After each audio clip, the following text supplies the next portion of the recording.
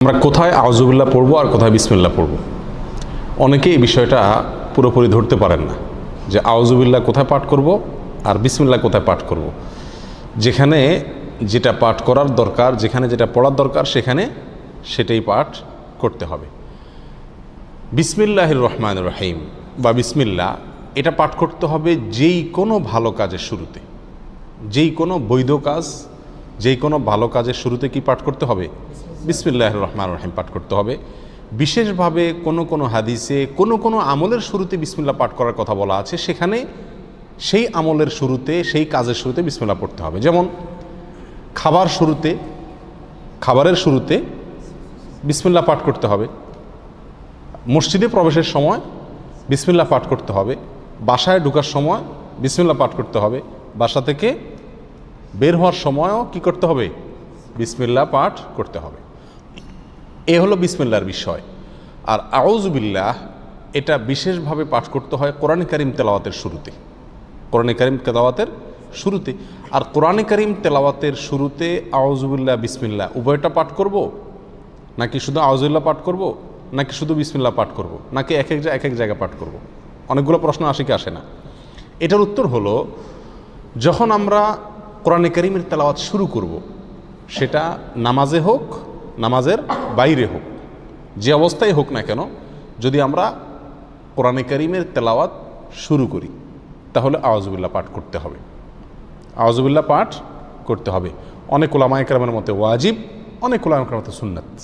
আল্লাহ সুবহানাহু ওয়া তাআলা সূরা নাহলের 98 নম্বর আয়াতে ইরশাদ করেছেন, ফাইদা ক্রাআতাল কুরআনা ফাস্তাইজ বিল্লাহি মিনাশ শাইতানির রাজীম।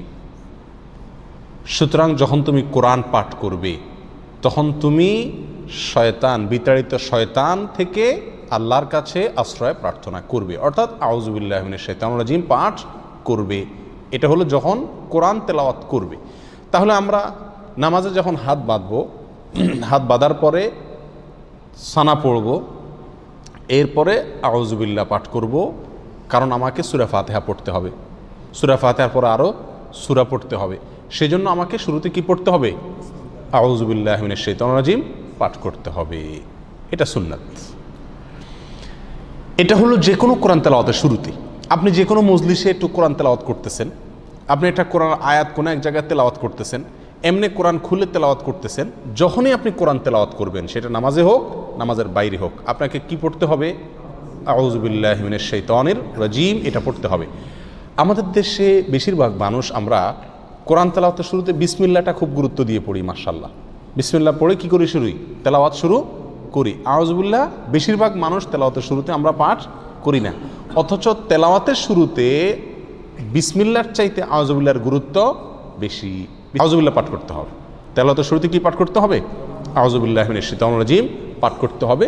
সেটা আপনি সূরার শুরুতে পড়ুন, সূরার মাঝখান থেকে পড়ুন, এক আয়াত পড়ুন, আধা আয়াত পড়ুন, কোরআনের যে অংশই পড়ুন না কেন, যখন শুরু করবেন কি দিয়ে শুরু করতে হবে?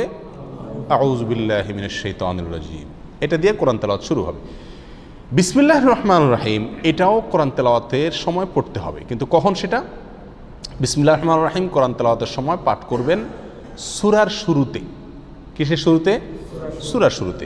সূরা তাওবা যেটা 10 নম্বর পারায় আছে, এই সূরার শুরুতে শুধু বিসমিল্লাহ নাই, সেখানে আউযুবিল্লাহ দিয়ে শুরু করবেন যদি ওখান থেকে তেলাওয়াত শুরু করেন। আর যদি আগে থেকে তেলাওয়াত শুরু করেন, সূরা মাঝখানে পড়ে, তাহলে কিছুই পড়তে হবে না, ঢালাওভাবে পড়ে চলে যাবেন।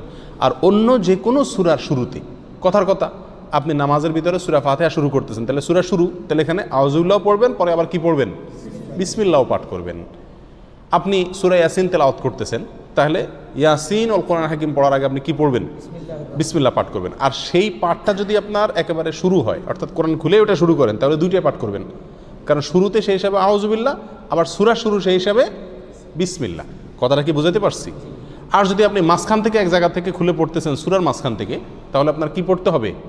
আউযুবিল্লাহি মিনাশ শাইতানির রাজীম। বিসমিল্লাহ পড়া জরুরি না, যদি পড়েন পড়তে পারেন। কথা বুঝে আসছে? এই হলো আউযুবিল্লাহ এবং বিসমিল্লাহ কোথা আমরা পাঠ করব, তার একটি মোটামুটি বিস্তারিত বিবরণ। দোয়া দুরুদ পাঠ করার সময় আমরা কি বিসমিল্লাহ পড়বো কিনা? অনেক দোয়া আমরা পড়তে হয় নাকি? সকাল সন্ধ্যার দোয়া জিকিরগুলো আছে, তারপরে খাবারের সময় জিকির আছে, দোয়া আছে, বিভিন্ন সময় কি আছে? অনেক দোয়া আছে। নবী করিম সাল্লাল্লাহু আলাইহি ওয়াসাল্লাম জায়গায় জায়গায় অনেক দোয়া শিখাইছেন। এই সমস্ত দোয়াগুলোতে বিশেষ করে সকাল সন্ধ্যার দোয়াতে বা আল্লাহর কাছে এমনি দোয়া করছি যখন, তখন কি আমরা বিসমিল্লাহ আউযুবিল্লাহ পড়তে হবে কিনা? উত্তর হলো না। এই সমস্ত জায়গায় আউযুবিল্লাহ বা বিসমিল্লাহ পড়ার প্রয়োজন নাই। কেন? কারণ হলো আপনি যে দোয়া পড়তেছেন ওই দোয়াটাই কি আল্লাহর নাম। ওই দোয়া পড়া মানেই হলো আল্লাহর নামে জিকির করা। অতএব সেখানে আবার আল্লাহর নাম নিয়ে আলাদা জিকির করার প্রয়োজন নাই। আর তাছাড়া সে সমস্ত জায়গায় এই বিসমিল্লাহ পাঠ করার কোনো নির্দেশ কোরআন এবং সুন্নাহ বর্ণিত হয় নাই। কথা বুঝে আসছে? কিন্তু এছাড়া যে কোনো বৈধ কাজ এবং ভালো কাজের শুরুতে কি পাঠ করতে হবে? বিসমিল্লাহ বলে শুরু করতে হবে। হাদিসে আসছে, নবী সাল্লাল্লাহু আলাইহি ওয়াসাল্লাম ইরশাদ করেছেন, কুল্লু আমরিন যী বালিন লাম ইউবদা বিবিসমিল্লাহি ফাহুয়া আবতার ওয়া ফি রিওয়ায়াতিন ফাহুয়া আকতা। যে কোনো কাজ যদি তার শুরুতে আল্লাহর নাম নেওয়া না হয়, বিসমিল্লাহ বলা না হয়, তাহলে কাজটা অপূর্ণাঙ্গ থেকে যায়, ওটাতে বরকত থাকে না, কল্যাণ থাকে না। এই জন্য যে কোনো কাজের শুরুতে কি পাঠ করতে হবে? বিসমিল্লাহ পাঠ করতে হবে, যদি সেটা বৈধ কাজ হয় অথবা যে কোনো ভালো কাজ হয়। আল্লাহু আলাম।